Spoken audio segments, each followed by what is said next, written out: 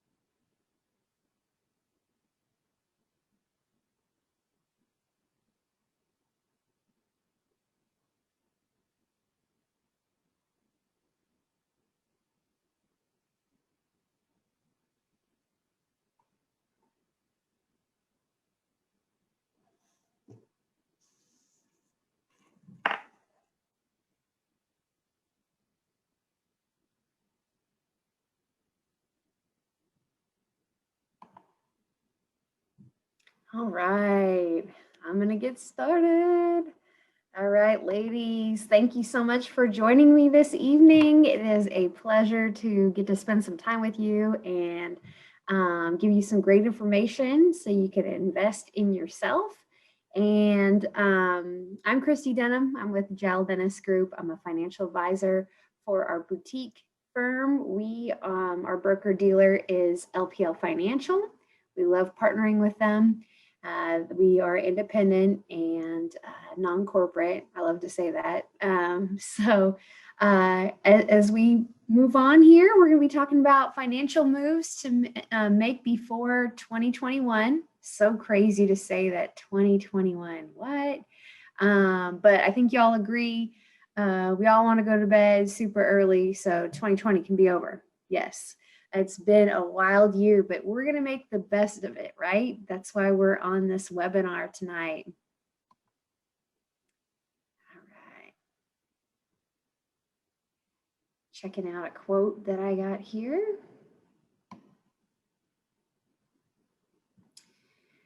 All right. So this is the theme of my 30s. I say this all the time. I think in my 30s is the suck it up years, and I'm still in them. Yay. I'm still in my 30s, and I am just like rip off the band-aid. I've learned that when I don't prepare and I'm not disciplined, I'm usually upset with myself because I'm wishing I'm scrambling, or I miss out on an opportunity, and I'm like, man, if I just had my stuff together, I could have taken advantage of that. But I'm here tonight to give you some ideas on how we can finish the year strong and prepare for an excellent year ahead of us. Okay, so what are we going to talk about tonight? Let's make the most of our financial moves. We're going to talk about your liquidity. And for those of you that have joined me on presentations like this before, I'm always driving home. Know your numbers, know how much cash you got, know where everything's at, and have a budget, all the things. So we're going to kind of graze back into that one because that's going to help us make good decisions and make some planning and take advantage of some things. That's why I'm going back down to the liquidity piece. Check your investment accounts, not just retirement, non-retirement, anything investment related. We're going to take a peek at those, make sure they're firing on all cylinders, and we'll talk about meeting with your board of directors. Isn't that so fancy? That makes me excited every time I read that. I read about that in a book, and then I also heard about it on a couple podcasts, and it just kept coming back up. That's like a sign when it keeps coming back up. So I've embraced it, and I'm excited to share information about that with you all so you can embrace that for your own lives to lift you up. We're going to figure out how to, I love to optimize things. It makes my heart sing. Optimizing your finances to get you ready for the new year, right? Where are you at with your health insurance? HSA, FSA, things that have time-bound limits, we're going to look at them to see, did we get the most of this? Is there another opportunity? Did we use this up? What else is going on? Preparing for 2021 financial strategy and goals. That's where we're going to get real excited and pumped up and make it real, okay? And evaluating your financial tools, advisor, banks, credit cards, we got to make sure it still works for you. We're always tweaking things, new technology, new things. You meet new people. It's always evolving to get better and better. Kind of like our cell phones. Like, how do those get better? I mean, I don't know. I guess that's why they keep pumping up the 4G and then the 5G and then someday the 6G. It's like, well, and the phone's somewhat the same. I don't know. Take action on steps needed before year end. So what do we got expiring and what do we got to get ready to have a successful start? All right, so checking the amount that you have available in your accounts, not spoken for. You may laugh and go, it's all spoken for, and I wish there was more money that could go for what is spoken for. But sometimes this year is like a weird one. I see us not necessarily spending as much as we did, but more so we're just doing things differently. This is the year to embrace the pivot. And if, the second part here, if your budget's not firing on all cylinders, I have a great webinar that I just did last month. I would love for you to take a peek at that. For being on here tonight, at the end of this, we will be emailing out our YouTube channel link to this webinar. If you want to share it with somebody, it spoke to your heart and you're like, I kind of want to watch that again, or I want to share this with my friend because I know she's going through this, or she would love this too.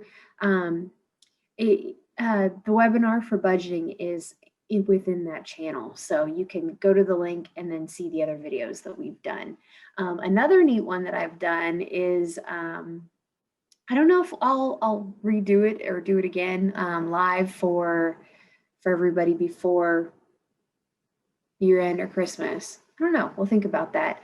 But I had the opportunity to present to a bunch of the ladies in Junior League. My sister's in Junior League, and we did optimizing your finances for the holidays. How fun, right? But that's on there too. So please check our YouTube channel out. We'll get you a link within a few days after this presentation. All right, budget firing on all cylinders. We all know that budgeting is always evolving. It's never perfect. I don't even know of perfect budget. It's always busted or shifting. Plan for your year and beginning of the year expenses. I want you to have a stellar year end, have a wonderful holiday season, but I also don't want you to get stung in January. So January, sometimes we forget we got HOA fees, and sometimes you have life insurance premiums. That's when mine comes due. I got term insurance, and I just pay it all in one lump sum because it's the cheapest that way. You get charged like a luxury fee for spreading it out to pay it month to month or quarter to quarter. That's not necessary. Just get that sucker done. And it's less stress to have to remember to pay because, yeah, we don't need that. Just get it done.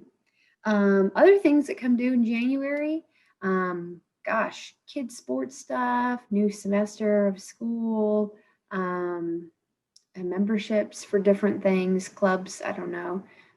Just lots of stuff comes due in January. Fees for administrative fees for sports. Sometimes it's all the equipment, lots of things. And then also, what else do we got? Evaluating. This is where it's really fun. Evaluate and prioritize upcoming projects, trips, and purchases. So for me, y'all know I love Disney, and so does my family. So we already have in the books, once COVID stuff clears up, things get whatever the new normal is going to be, We're going to Disney December 2022. I'm very excited for that. And some folks in my family got to get started saving early, because the sooner you talk about it and when you book it out, there's no excuses why anybody can't go or can't, well, unless something crazy goes down, but like COVID. But if you budget for that for so long, there's finances should not be an excuse. Gosh, not to go on a tangent here, but to tell a story to make a point. We went to Disney World in 2019. Amazing time. We went September, still really, really hot, but we got to catch kind of them getting ready for Halloween. Since we booked the trip when I was still pregnant with my youngest daughter, Kelsey. And then she was 16 months old when we took her on the trip. Note, don't take a baby on a trip. In changing diapers, it was a mess. And then I think my oldest daughter she was 5, but still like she would realize once we got up to the front of the line that she had to use the bathroom. And you're like, oh, we just waited in line forever. And now you got to go to the bathroom. Oh my gosh. But we saved for a long time for that trip. So we got to say yes to all the fun things. And I want you to be able to say yes too, because we've been under quarantine forever. I want you to say yes to the girls' trip that your friends put together and not have to say, oh, guys, I can't swing it. So let's make some plans there. Projects. We've been stuck inside our house. My husband and I do this thing where we like to walk around our house and dream about what we want to do. Our house is pretty turnkey, but we want to do fun things and upgrades and this and that and customize and we'll personalize. So we walk around and we talk all the time about what is a priority and what needs to be done versus what can be held off, or what was your favorite thing you would want to go after sooner than later. Purchases. I have to get new tires on both of my vehicles in January, so I got to prepare and budget for that one. I'm not looking forward to it. Can you tell I'm going to have an expensive January, ladies? Oh, goodness. So let's talk about, and then multiple income streams. Can you get some more like the other income stream? Can you get it to ramp up a little bit? Is this a busy season? Is there opportunity for holiday gifting, something that you could be doing to help as a convenience for folks? It's just some thoughts there. But let's also talk about, along with knowing your liquidity, if you have your funds have shifted, some things you got to take advantage before the year is up. This year we had the CARES Act deployed, and what that did for student loans is it put all of the student loan interest under forbearance. So you were able to prolong that, right, till next year. But the thing is, so this is a sad statistic, but it's true. In this year, the American Association of University Women discovered that women hold nearly 2/3 of student loan debt in America. And this is due to the gender pay gap. Ugh, that's a bitter one. And due to women taking on caregiving roles as for their babies and for their elderly. So we got a lot of time out of the workforce, and or you're not running 100%. You're like limping along on like 3 hours of sleep, and having to juggle work in and out, trying to get family members to doctor appointments, and then you get called, and then the kid's sick. You got to pick them up from school and things like that. So if you could use some momentum, you have student loans, use this time to throw cash at it.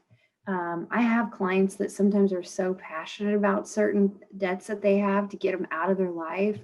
They'll like even forgo Christmas gifts, and they'll just say, you know what, I'm going to draw you a picture.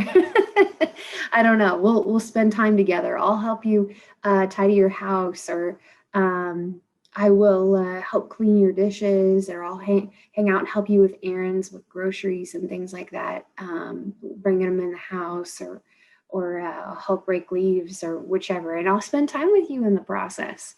So it's a different kind of year for that, but you could chip away at that student loan debt even further, go for it. All right. Oh, and also, yeah. And also, if you're really in a pinch and you're like, I really want to get this out of my life, this is a all bets off kind of year. There is a backup plan, which I mean, we've had a few people here and there use. With the CARES Act, the 10% early withdrawal penalty on all retirement accounts is off. It's being forgiven. So yes, if you pulled money out of your traditional IRA, you would have to pay it at your tax rate. So you could do that, but you wouldn't have that additional 10% that you would normally have to pay if you're 59 and a half or younger. That's the penalty that you pay. So this is the year you don't have that, so you could get creative there. All right. Okay, so checking your investment account. Let's just kind of back it up to, for those that are work for larger companies, you want to know what your contribution rate and if they naturally increase it like a percent each year. I know my husband's worked for a company that has done that. They naturally increase your percentage to put in. Also, what's your contribution rate as of stands, or do you need to bump that up? If you got a raise, or if you're getting a raise at the end of the year, bump that puppy up. Come on, you don't know that money. That money doesn't know you. Pretend like it's not there, okay? And that's going to help you on the tax side. If you were a sole proprietor, oh my gosh, there's a lot of great plans out there, and I would love to talk to you because it's not always the SEP IRA. There's lots of other creative ways to do this, but I mean, that's a great way to mitigate your taxes and not have to pay on as much, but still paying your future self. Becoming invested. So COVID's opened our eyes about the companies we work for. If you work for somebody and you may think, this is not the company that I'm really disappointed, or this isn't what I like doing, or how long am I going to be doing in this type of role? I don't know if I can hang in there for a long time. I just don't think this is my long-term deal. Know when you're vested, because you don't want to leave money on the table. A vesting period is typically 3 to 5 years with a company. Once you hit your 3 years or 5 years or 4 years with that company, then what they've matched, all of it becomes yours. Well, if you decide to get out of that, I mean, you say peace out after 2 years, all the money that they matched, you don't get to have. It's, oh, you leave lots on the table. But then you're like, well, happiness, health, weigh it out. Another thing too, let's talk about this. Okay. So believe it or not, 401ks, like pension plans used to be the thing, right? And nowadays you hear less and less people talking about these plans. 73% of pension plans have been replaced by 401ks, 403bs, simple IRAs, retirement plans. Isn't that crazy? We call them defined contribution plans. That's the formal name for all of those plans I just rattled off there versus the pension plan. But here's the thing, us as ladies, this is in our favor because pension plans are all about putting in time with the company, all about putting in time. They also have like a mathematical equation that they use. And when you call into HR, they can't really explain it. And then also on top of that, you don't even know what the money is going into. No clue.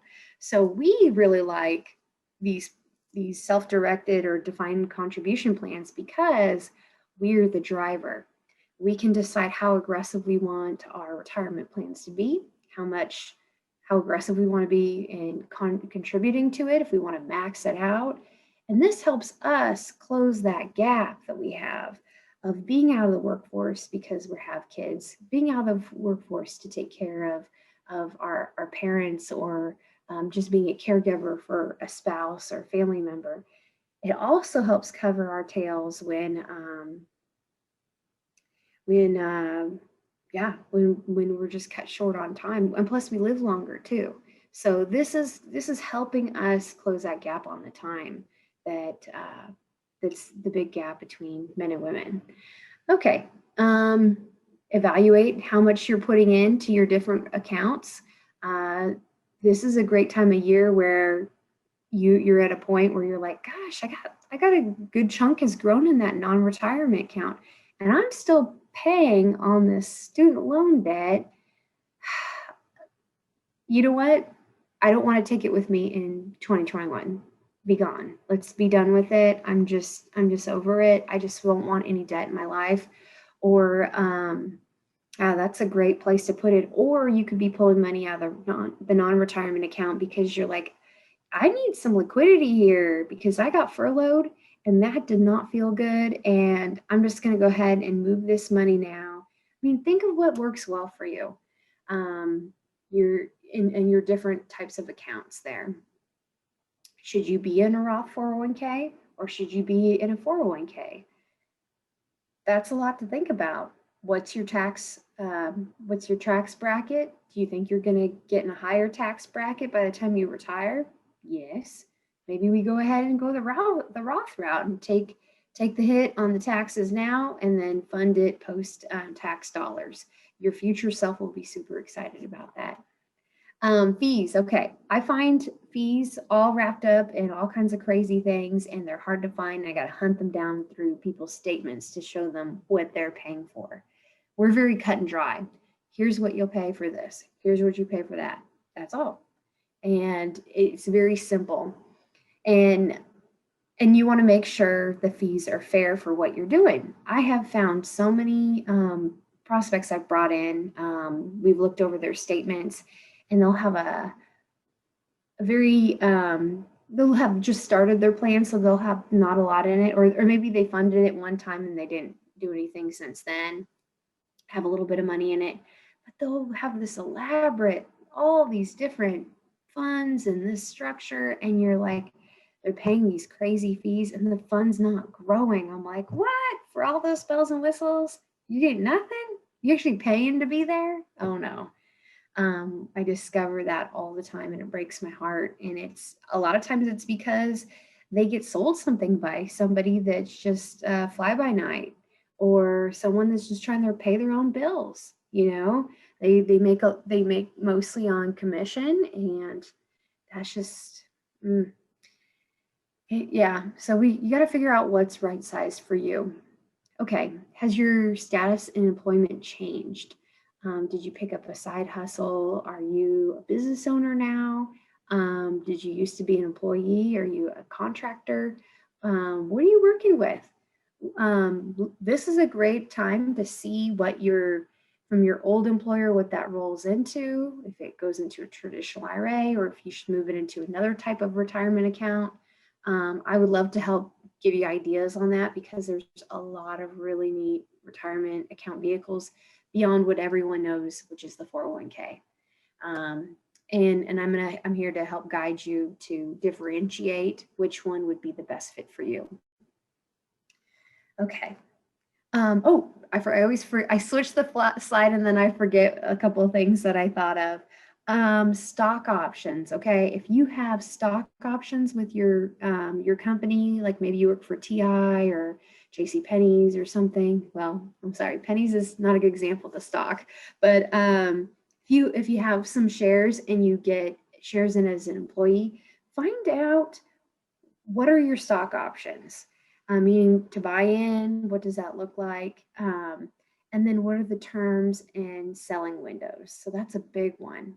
I had a coworker that he did really well and he got company stock, and he did some research on when his selling windows were, and he used a good portion of his proceeds of his sale of his stock to do his down payment on his house.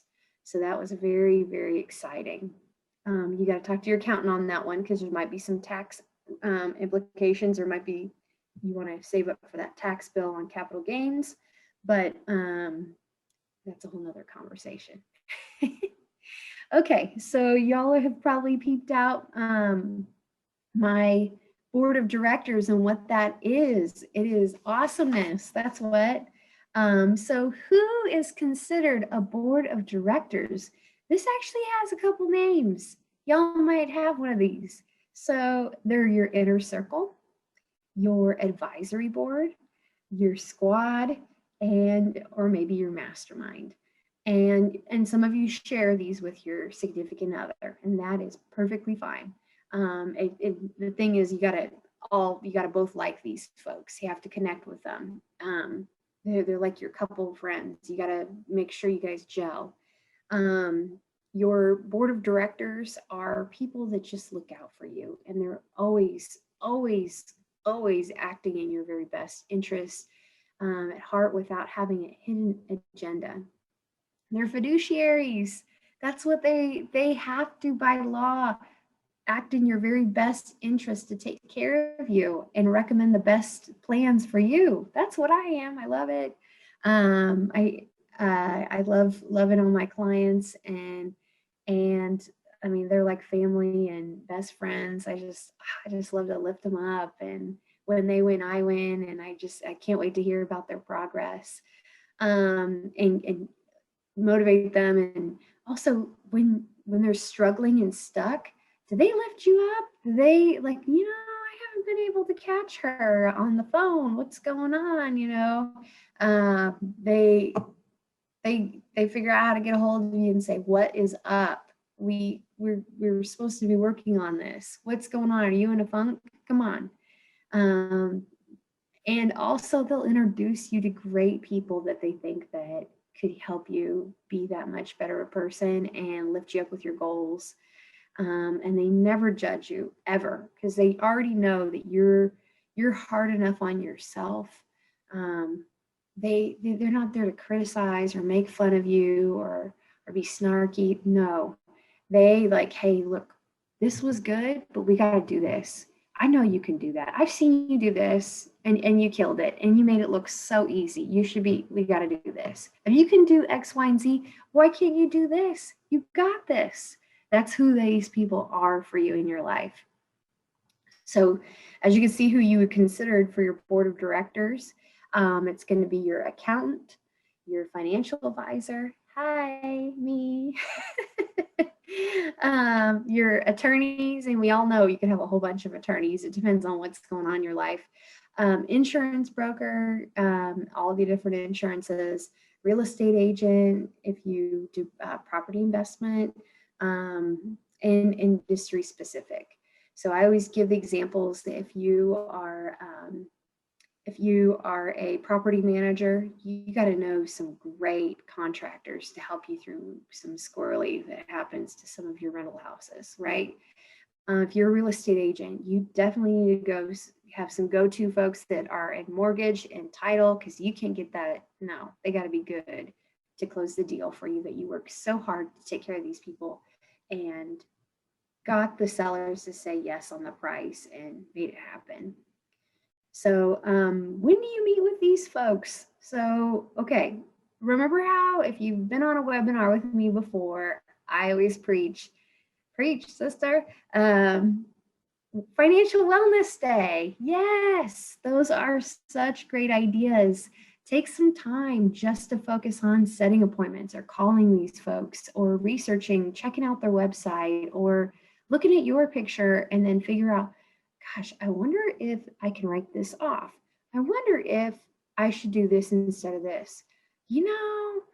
I should call, I kind of don't know. And I try to research it on myself, and that's just not my thing. And I don't even know if I got the right answer, because we got all these bloggers and I don't know what's a legit and what's not a legit. So yeah, you want to lean into your folks and take some time to do that. And sometimes you may not, it takes time to find the right person. You may feel like you're stumbling around for a while before you find the right match for your board of directors. And they don't all have to meet. That's one thing that we all meet. We meet when, but no, they're part of your lifting up team. You might just talk to that attorney to do a few things, and you enjoyed them, and they were very personable, very down to earth. So you might call them here and there for different stuff that you have questions about. And that's just based on whichever. Your insurance person you might talk to like a couple times a year. Your real estate agent, that might be a transaction, or you'll go in seasons, right? Who you need. So that's where you're gonna kind of adjust yourself. Okay, so be clear when you set a time to meet with them, or maybe you call them, be clear on what you're trying to achieve. I love that because when I have a client that like we're setting an appointment, they'll say, I want to talk with you about 529 college savings accounts for my kids. That is what I'm really interested in, Christy. Okay, perfect. So I will get everything ready for that to get them all the information and set them up with the plans. And then we'll focus solely on that and getting to know the kids and what they like and all of the things.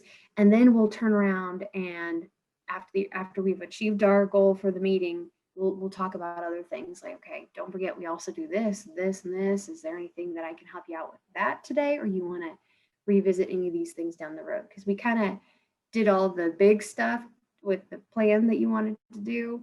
So we could do that. You want to talk about that next time, and we'll check in on these accounts. Perfect. So be intentional with what you want to speak on. Also, when you go into these meetings, especially if you think it's going to like cost you time, like you're paying by the hour, have everything ready to go. Be organized, because the more you're fumbling, if you have to set another second, third appointment, specifically with an attorney or a accountant, again, it costs you money for being unorganized and not knowing what you want to talk about. So that'll be huge there. And it's okay to fire board members. That's totally okay, because it's a journey and you change, they change. Sometimes it just doesn't become a match. Except for your financial advisor, except for when it's me. I want to be there for the journey of the life, you know. If it's not working, say something. Or if I don't see what we talked about, I'll say, hey, didn't we talk about this? Didn't we want to do this? Is that change? Is that not part of the goal? Okay, we'll do this different. I mean, we know everything in life is always changing and we evolve. But if that doesn't happen, it's definitely time to evaluate. All right, be decisive, put the plan to action. So let's say you had your awesome financial wellness day. Maybe you didn't get to catch a few people and you have a couple follow-up things to do, but keep it all compact and within like a short time period. Sleep on it. Just don't all knock it out in one day. I always tell clients, I'm like, I'm gonna give you all kinds of information today. I want you to sleep on it. I want you to feel comfortable. I want you to think of questions that you might have that I didn't cover for you. And once they sleep on it, sometimes I get called back the next day, like, let's go, let's do this. Or I'll call them in a week and they'll go, oh, okay, now I have this and this is what I've done with my homework before I knew you were going to call me. So let's go. So that's always, I appreciate that. And it's very comforting for them and us. It definitely is a feeling that really sets the tone of our relationship. Organize, take notes, and again, keep it within a short period of time because time is of the essence. So I kind of have a funny story on this one. Rates change quickly. Jason and I bought our first Texas house in Plano in, I think it was July 2013. Yes. Yeah. July 2013. And we looked at so many houses and then we finally decided on one and we're like, okay, this is what we want. So we called our mortgage guy. We're like, lock it in. Well, he was in the hot tub with a beer. He just climbed in the hot tub, this house, and he's drinking a beer. And I guess he saw the rates changing.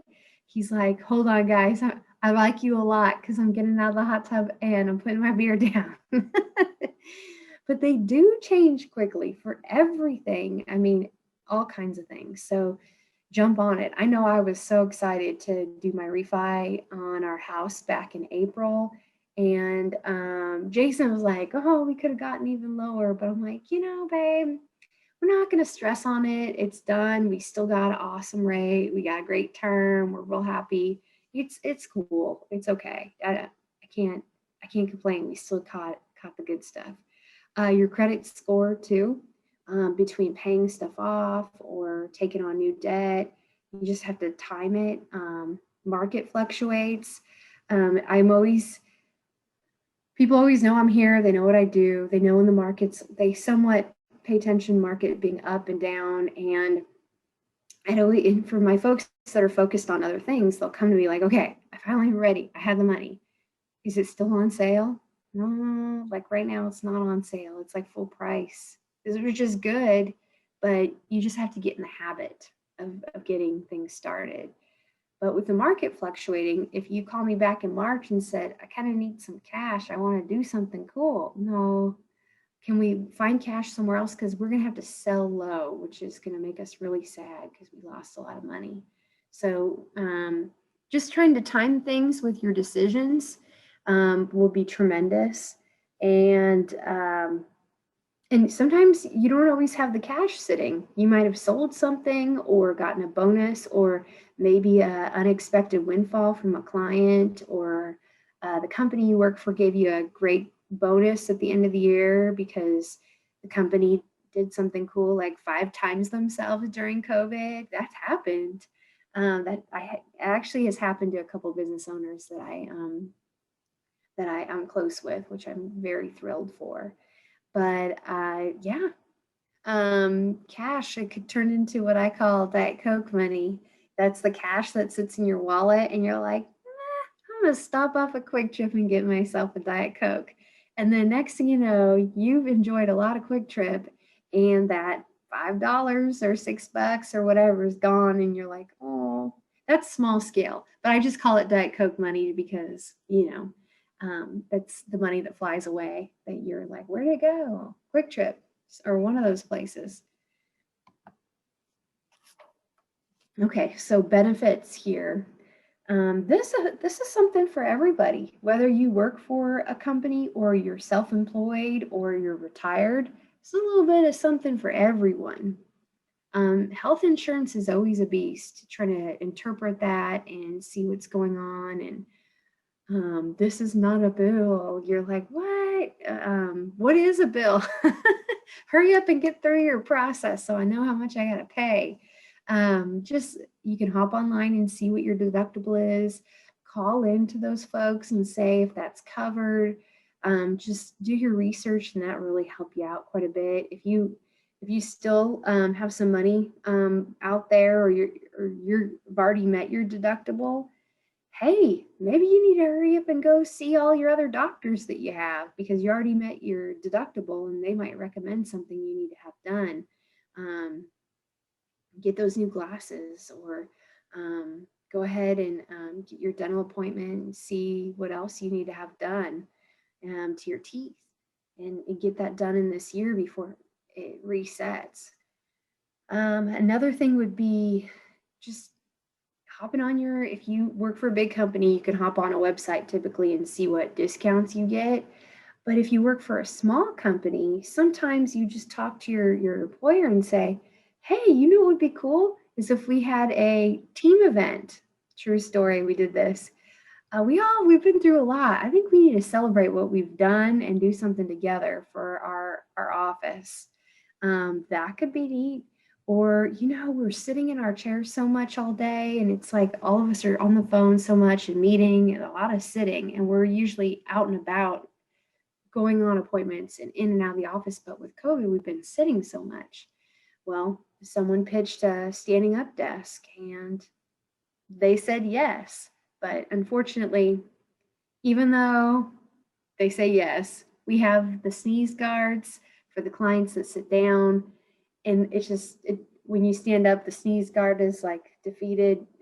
So maybe after COVID, I'll get my stand-up desk. Yes.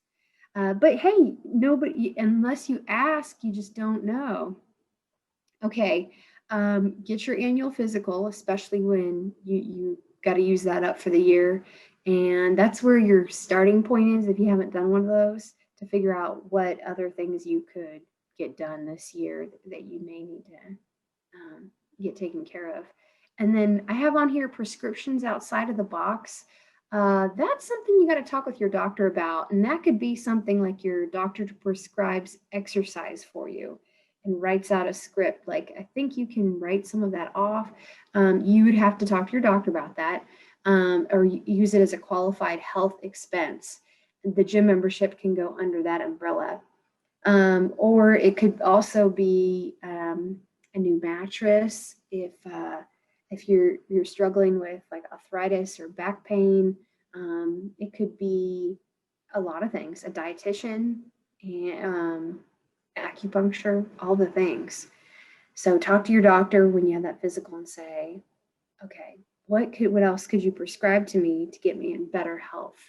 Another thing on the health piece, okay, if you're not happy with your level of health, and don't be shopping out life insurance. I mean, definitely get life insurance, but if you have a plan that you want to follow through for your health, or you're like, I'm in really good health right now, go ahead and jump on getting that life insurance, or have it shop it out so you can lock in that healthier rate. I've had a lot of clients that I've worked with say, I want to get this, but I really need to shed some COVID weight. Let me do that first, and then I'll revisit this. So I'm very proud of them for keeping on their routines, and when they're ready, we'll shop out the rates again. Okay. This is open enrollment season for the self-employed that get individual health insurance plans, and for your Medicare folks. In our office, we have my amazing coworker and financial advisor that I work with, Damon Dawkins. He is our Medicare and Social Security guru. So he helps our clients determine when the best time is to take Social Security, and what that all looks like for them individually, and helps them through the Social Security website. But he also helps them with their Medicare and prescription drug insurance as well. He'll have them do the prep work, bring me your list of prescriptions. I'm going to look and see what's going to be the best for you, because I don't want this to go up in price. I want to make it efficient as I can for you. So this is open enrollment time to shop it out. And I will say, I work with a health insurance broker for individuals, and he is wonderful. And he says he's been kicking serious butt of Obamacare policies. He's got stuff that just runs circles around it, that has great coverage at lower cost than what the Obamacare has had. So let me know if you'd like his information. Okay, optimizing your HSA, health savings account. This isn't the one that has use it or lose it. This is the one that can grow. This one also has, a lot of people don't know about it, but you can have an investing component to it. Some folks, especially this year with COVID, they just want to watch that money grow in that account in case they have to use it for that, right? I'm going to give you a neat story of a way that you can really max this one out. So for just getting it for yourself, let me back it up a second. So HSAs are just available for people that work for companies that have high deductible health insurance plans. You could get a lower deductible plan, but this is when you choose a high deductible plan. You can also complement it with this health savings account. Health savings account helps you save money to cover all of the health expenses that happen before the deductible is met. So let's say my daughter, I decided to get braces for her this year, but I decided to pay cash because I was really worried about I might need some of that HSA money for something happened with COVID. I just wanted to just cash flow it just in case I needed that cash, right? And we're really blessed and we didn't have any issues. So my money kept growing in the HSA account. Yay. So what I can do, because money that goes into the HSA account is pre-tax dollars, it grows pre-tax. And then on top of that, it gets taken out pre-tax as long as it's used for health plans. So here's the thing with health stuff, it has to be a health qualified or health eligible expense. And you can look that up on the IRS website to see if what that looks like. But really, it really covers quite a few things. So let's say back it up to my daughter's braces. I cash flowed that. And I'm like, I kind of want to let that money grow because I don't need to have it right now. Well, what I can do is hang on to those receipts, and then 3 years, 5 years, whatever years, I want to pay myself back out of the account. It's like playing a card. You throw down that card and say, okay, time to redeem, pay up, you know. Meanwhile, that money has just compound interest grown all beautifully, and you have this nice account there. So that's how you could play that one. And then you pull that money out tax free, and maybe you need it for living expenses because you retired early and you can't touch your other retirement accounts because then you'll get the penalty for pulling it out early. You guys see what I did there? It's magical, but you know, not every, the HSAs aren't always qualified for folks, and sometimes they're not a match. But I got other good stuff too. I can help you out if you're like, I want something cool like that, Christy. I could figure out something for you. I promise. I get you. Yeah, we look at your specific situation. I could do something neat too, like that. I'll show you all the things that would work well. Okay, so depleting the FSA, that's the use it or lose it one. And so I hopped on the website to see just some of the unique things that would be covered as a medical eligible expense. And I saw some cool stuff. And this is on the IRS site as well. Lead paint removal. This one I didn't see on the IRS site, but you could probably, if you really wanted to take that avenue and that was a real true life story, you could go for it and do your research. Swimming pool because of arthritis relief. Maybe. Reclining chair for cardiac patients. That makes perfect sense. And maybe even shoulder surgery, you get the reclining chair. I know my husband could use that because he had like both shoulders done. He's really expensive. I really hope I'm done with those surgeries.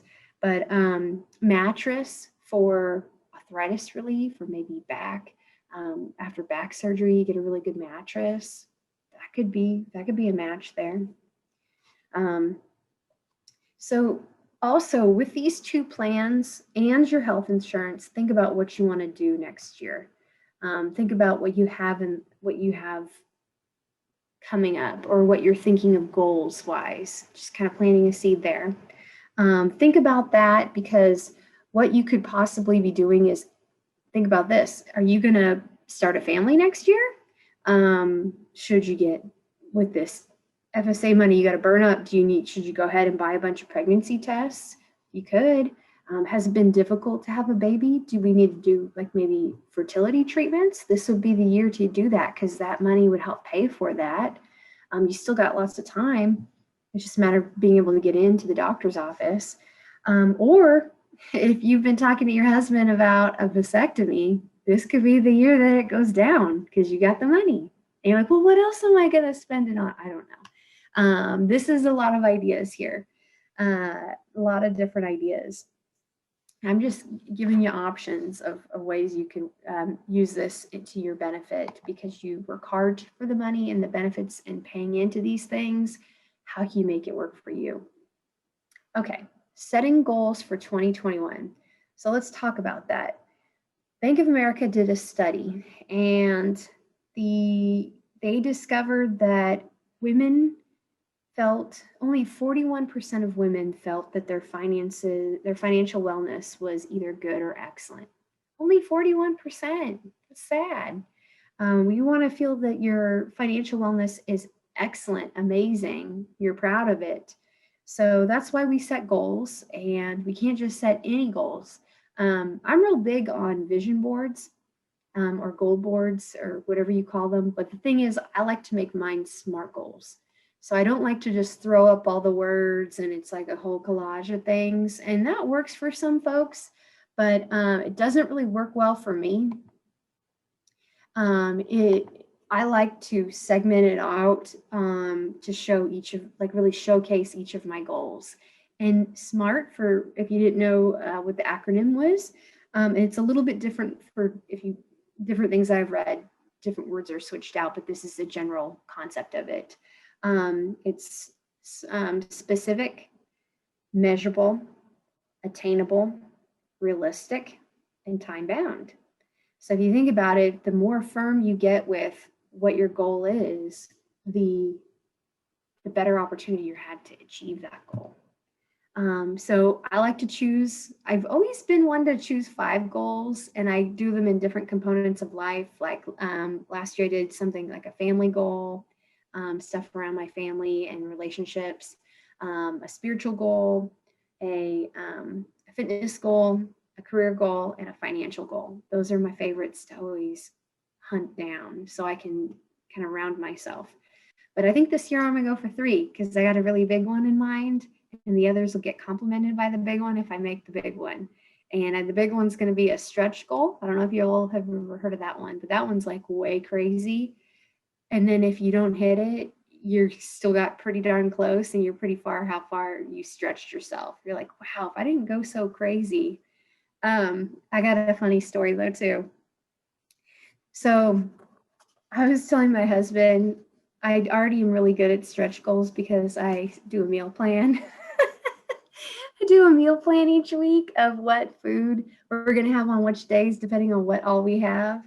And it's kind of like a game of how many days like we actually hit it and what day we don't. Actually, maybe that's myself.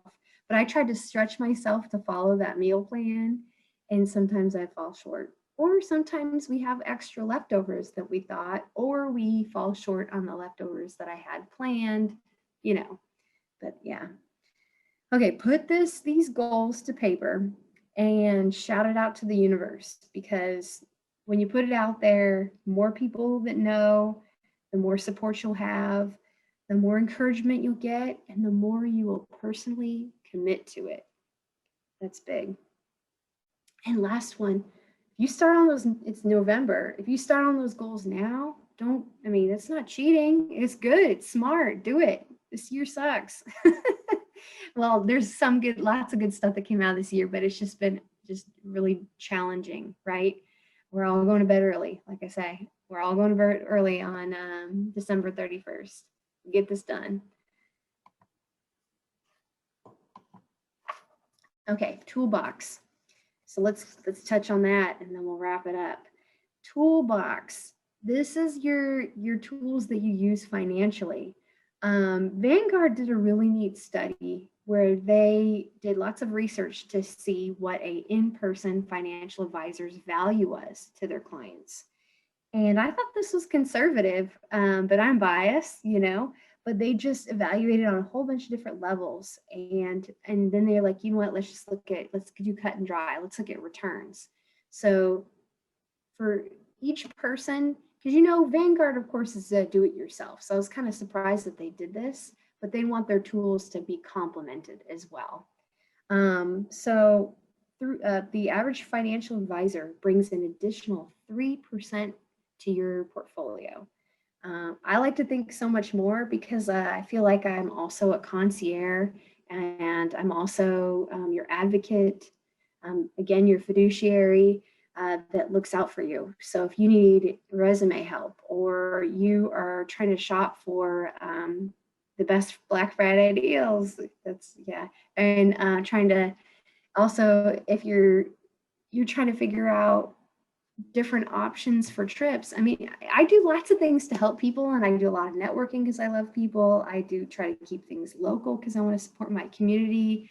So I will always have something. If I don't know, I go to sources that I trust and ask for around and do some research too. But you got to think with your financial advisor, your banker, are they working for you and not themselves? I hope so. I hope they're working for you. I hope they're looking out for their best interest, and whatever else is just windfall. It's okay, cool. That's how we get to serve others in our firm. We invest in you before you invest with us. So we want to lift you up to a good foundation, give you ideas, and help you any way we can. And then hopefully we earn that relationship, we get to know you better, you get to know us better, and we decide to become financial family, as we call it. Are you utilizing all the features that are offered? I don't know. Are you? Yeah, a lot of times you get, I didn't know that you did that. You think of situations like, oh, I didn't know that you did that. Yes, I do. What? You didn't know that? Okay, here's one of ours. Did y'all know that we do life insurance for folks? We do. We do shop life insurance for folks. We're licensed so we can do a wide variety of things, but we pretty much know and love certain products that are the most efficient. They do not bring in crazy commissions, but we know these things are the best fit and the best for our clients and the safest and the best companies to work with. Yeah, we do that all day long. But think about like when you're sitting with your board of director folks, what else do you do? What else can you help me with? And then sometimes you learn they have like some really cool side hustle. Or sometimes you learn neat things about them. Like, Christy, you do Camp Gladiator? Oh man, I've always wanted to. What is that exactly? I see those crazy people working out in the parking lots at 5 a.m. What is that? Is it hard? Because I still got this injury. Tell me about that. I mean, you never know, right? And if you would like to learn more about Camp Gladiator, I'd love to chat with you about that because I love it. But just figure out what else is out there, because people can be resources in ways that you just wouldn't know. Also, talk to your girlfriends about if you haven't found the right folks to work with, ask your girls, say, hey, who do you use? Who do you like? What tools? What's your favorite budgeting app? Who do you bank with? What credit cards do you like to use? How do you use those? What kind of perks do they have? How long have you had that card? Is the customer service good? Because I can't deal with folks that bad customer service. I mean, that'll break it for me. Like, tell me about that. So this is where you find out what the best tools are. Another neat thing is, yeah, sometimes you just never know when you're going to stumble across things. So just keep an open mind about those awesome tools that you have. All right, ladies, thank you so much for being with me tonight. I know you're exhausted from a long Tuesday, but I just am so grateful. I hope you got some great ideas out of this. If you didn't, or if you're like, Christy, you didn't talk about this. I thought we were going to talk about this. Please let me know so I can make it better. And then maybe we can talk about that. So I would love to help. My email's there, phone number. Give us some time and we'll be getting together the notes on the presentation as well as the YouTube link so you can see that. But thank you so much and I'm here for you. Y'all have a great evening. Thank you.